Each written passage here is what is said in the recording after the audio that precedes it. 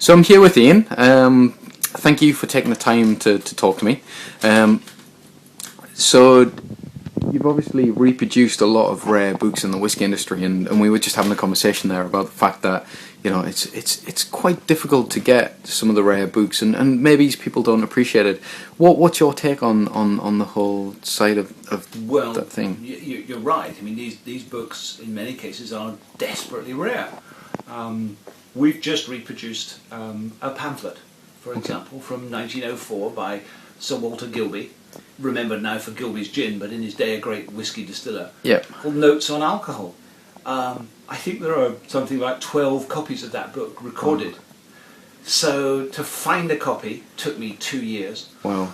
To reproduce it accurately, not just to make a quick scan, but to make a perfect scan and to reproduce it absolutely accurately. So this is someone on Photoshop actually picking out the elements that are potentially... It's more than Photoshop. If you think of the conventional scanner, flatbed scanner that you've got probably linked to your computer, there's a special type of scanner called a Bookeye scanner. Okay. And a Bookeye scanner is designed to make archive copies of rare books without breaking the spine. Now the problem with any book when you lay it open is you've got the curvature of the pages. Yeah. So what the Bookeye scanner does, which is very clever, is it takes that picture without breaking the spine of the book, and then the software in it then adjusts for the curvature, and turns the typography back to a straight line. Yeah. But of course, a lot of these books, when we get them, they're damaged. They've got foxing on them, they've got torn pages, they've got marginal notes, they've got owner's inscriptions, and we have to clean all that off on the scan. So each page has to be cleaned up individually, and it takes time and it's expensive. It's a huge amount of work. It's a huge amount of work. It sounds like a huge amount of work. It's not something I would want to do personally. Anyway. Well, I don't do it. Fortunately, there's some skilled people who do it, but it takes time. It takes time to find the books. It takes time and expensive equipment to scan them properly, and it takes time to reproduce them. And then we reproduce them, we think, very, very nicely and very accurately. Yeah, they're beautiful. They're great reproductions. So, what is the range that you have at the moment then? What is available? There are half a dozen titles right now. Okay. The first two books we did, the first book was called Reminiscences of a Gauger, and that was by a wonderful guy called Joseph Pacey, who was a gauger, an exciseman.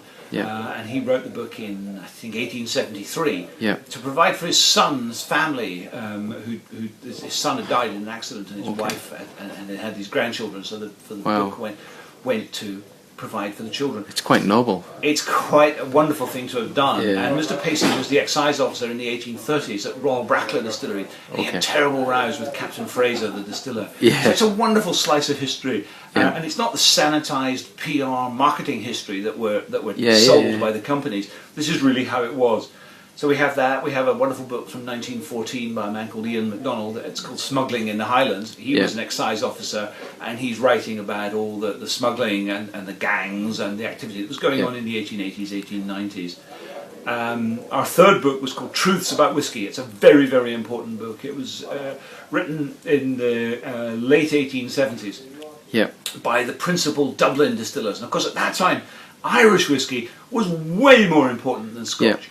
Irish whisky dominated the world market. And we just came out the back end of the French Revolution as well, so you've kind of got the whisky market in a boom sense. There was a big, it was very much, and Irish whisky dominated the world market. And the big Irish distillers, Jameson's and Powers and some other firms, George Rowe and Company, all based in Dublin at that time, issued a book which was basically in defence of pot still whisky, or single malt as we would call it now. And they were totally opposed to blending, they were totally opposed to using plain spirit, bogus whisky as they called it. It sounds like now. Fabulous book, and it has wonderful fold-out plates, bird's eye views of their distilleries. These were huge distilleries in Dublin, all gone now. So we're talking almost not single cask whisky, because there's obviously a real revolution for that now. But there's it's single malt. It's single malt, pot still single malt. Which, when you talk to whisky people, really they talk about the late 80s and single malt being the thing then. But when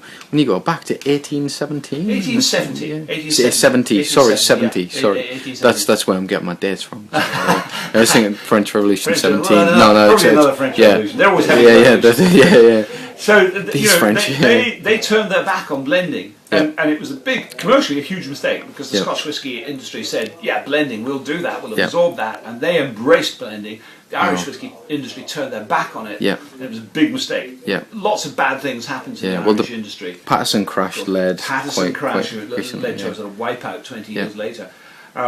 So that's another one that we've done. Probably the most important book that we've reissued is called The Manufacture of Whisky and Plain Spirit. It's by a man called J.A. Nettleton. And that was written in 1913, just before the First War. And Nettleton was the distilling expert of his day. He advised on really every new distillery that was built, and if you were building a distillery or you wanted someone to consult on spirit quality, you went to J.A. Nettleton. And shortly before he died, he basically sat down and wrote this huge book, 650 pages, of everything he ever knew. And that book now, to find one, well, it took me 3 years and it cost me £1,000. Wow. That's how hard that book is. And it's 650 pages. Each one had to be hand scanned, each one had to be cleaned. And we've reprinted that book. I'm incredible. Really proud to have brought that back. I have to say, it's quite a pleasure to be sat here just with someone who's taken the time and the effort to clean these books up and reproduce them for as a whiskey person or a whiskey enthusiast, Well, the whole whiskey industry has been through these waves, hasn't it? Of boom and bust. And there's a great saying from the philosopher George Santayana: those who don't remember history are condemned to repeat it. And I think it behoves us all to look back and understand where the industry today came from, what it was based on, and what the historical truth of that is, not the kind of heritage spin that the marketing industry puts on it. Brilliant. Well, thanks for taking the time with me, and I'm going to watch with pleasure as you release new books, and hopefully get my wife to pick them up over Christmas, or get them myself as kind of see different things coming through. But it's a pleasure to see someone, like I said, taking the time, and we'll watch with anticipation. Thank you, sir. Thank you. I'll drink to that.